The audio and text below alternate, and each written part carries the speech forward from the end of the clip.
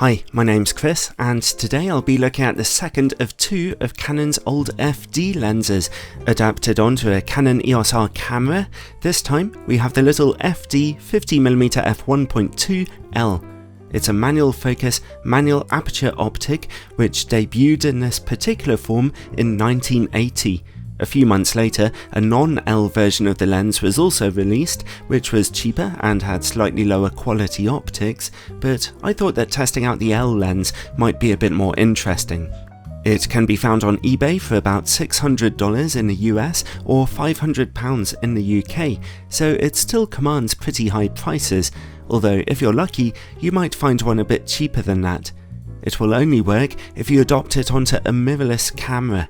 It won't work with any of Canon's digital SLR cameras at all, without some serious hacking or compromises in adaptation.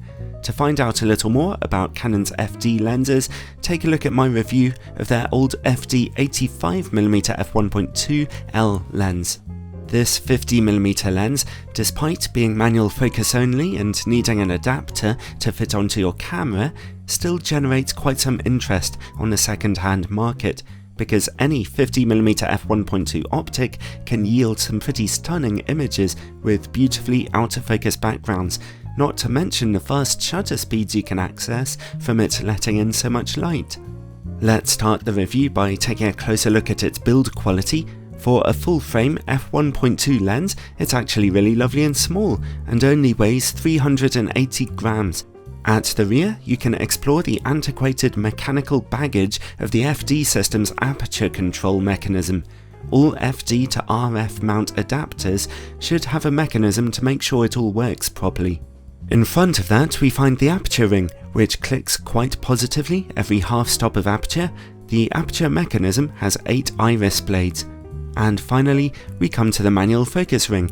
It's coated in very hard rubber, which I liked the feel of, but may not be to everyone's taste.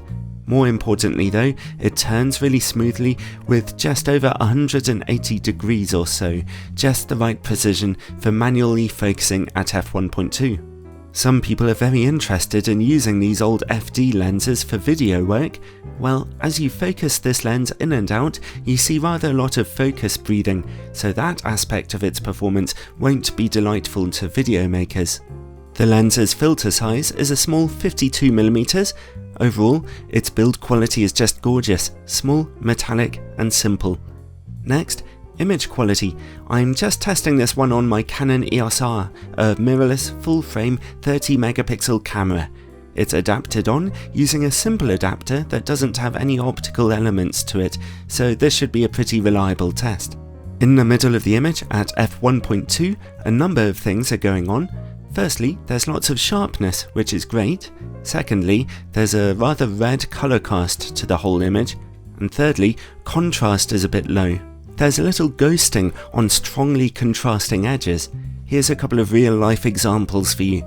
With this nighttime picture, shot at f1.2, the highly contrasting subject looks pretty messed up. However, in that portrait picture I showed you earlier, a lower contrast subject sees quite a lot of fine detail being nicely preserved. Anyway, that's the situation in the middle of the image. Image quality in the corners is very poor, kind of what I was expecting to see on such an old lens here. If you stop the aperture down to f1.4, then there's no real improvement in the corners, but interestingly, the middle of the image looks quite a bit clearer. It's well worth stopping this lens down just a little if you're shooting a high contrast subject. Stop down to f2 and contrast finally floods through the middle of the image, making it look fantastic, and that red color cast is finally gone. The corners are still really weak though.